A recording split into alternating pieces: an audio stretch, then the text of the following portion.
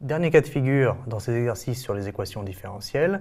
On a maintenant une équation différentielle du second ordre à coefficient constant avec second membre nul. Alors si vous jetez un coup d'œil dans le cours, vous savez que devant une telle équation différentielle, la première chose à faire, c'est de se ramener à son équation caractéristique, c'est-à-dire ax2 plus x moins 2 égale 0. Et on peut voir tout de suite que x1 égale 1 est racine évidente, et donc x2, par produit des racines, qui vaut moins 2, eh bien, on va trouver x2 égale moins 2, puisque la première racine vaut 1. Donc on a nos deux racines distinctes, et on en conclut que yt s'écrit de la forme c1 exponentielle de t plus c2 exponentielle de moins 2t avec c1 et c2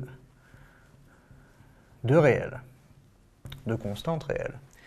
Et donc on détermine maintenant, une fois qu'on est arrivé à cette forme finale, les constantes C1 et C2 grâce aux conditions initiales. Ça veut dire que ces conditions initiales vont entièrement déterminer l'équation différentielle et donc sa solution.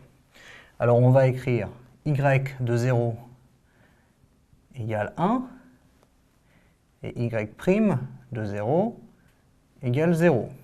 Ce qui revient à dire que 1 est égal à C1 plus C2 et que 0 est égal, alors si on dérive exponentielle de t, ça donne exponentielle de t, en 0 ça fait 1, donc C1, et ensuite moins 2 C2, exponentielle de 0, ça fait 1. Et donc ça revient à avoir C1 égale 2C2.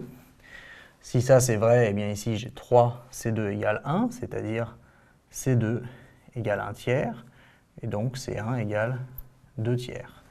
Et j'en conclus que la solution y de t, eh bien s'écrit 2 tiers de exponentielle de t plus 1 tiers, ici, de exponentielle de moins de t, en sachant que, encore une fois, j'ai déterminé les constantes C1 et C2 à la fin grâce aux conditions initiales.